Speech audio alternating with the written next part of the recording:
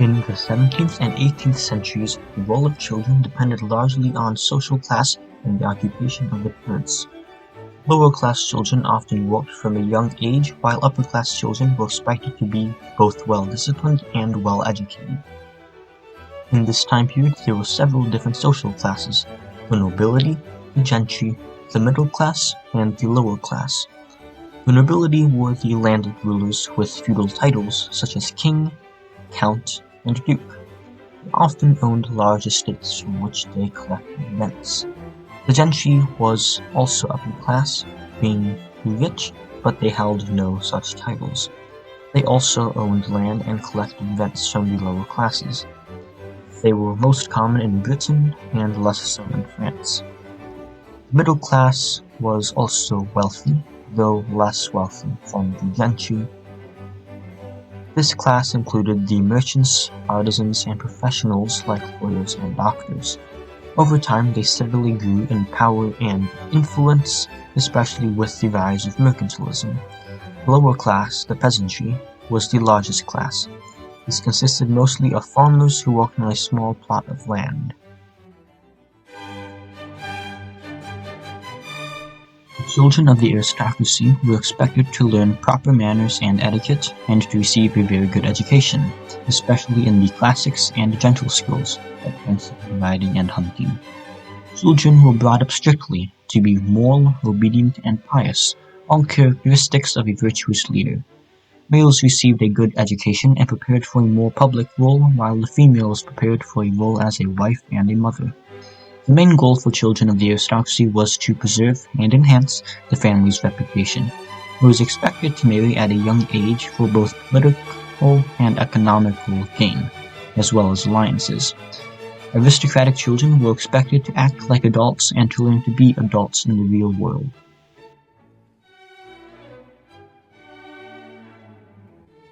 The children of the gentry had a similar childhood to that of the aristocracy, as their family was just as wealthy, if not more wealthy than the aristocracy, as the aristocratic titles were what established the aristocracy, not wealth.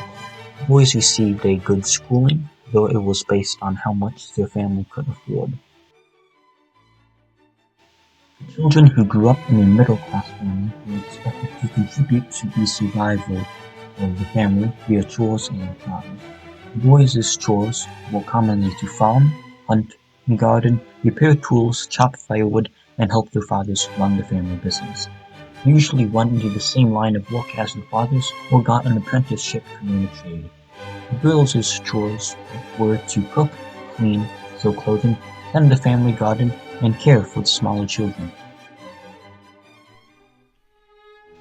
The children of the peasant class were expected to do chores on the farm, the boys plowing and farming and tending to livestock, and the girls cleaning and milking cows.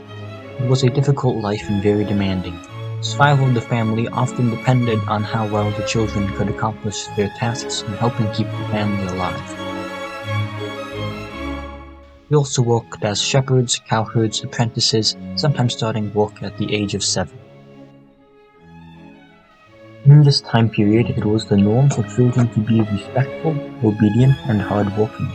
With minimal playtime, as children in all classes had the work cut out for them, the responsibility was to become men, learning and working hard. In France, the father was the head of the household with absolute power over his family. The age of majority in France was 14 for males and 12 for females until it was raised a year in 1792. The children could be punished by the parents for failing to live up to their great expectations. Before reforms in the 19th century, children were considered to be property at the disposal of their parents, particularly the father. This was part of the children's expectations. They had to help support the family. Parents had supreme authority over children, similar to the absolutism of King Louis XIV. Primogeniture, the practice of the eldest son inheriting all titles, was very common in this time. The clothing of children in 17th and 18th century France was much like scaled-down clothing for adults, as their duties were scaled down from their elders too. At a young age, children began to wear suits and adult clothing.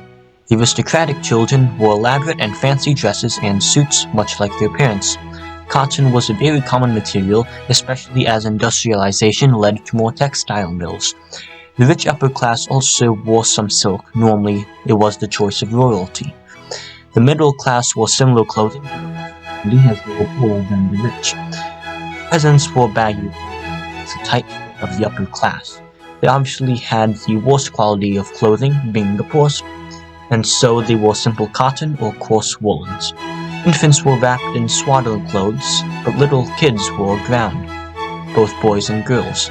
Then young boys in the range of 4 to 7 were breeched, that is, they wore breeches for the first time. This is an important milestone on the journey to manhood for them. Children in the 17th and 18th centuries in the Anciens Regime were expected to act like adults and walk the talk.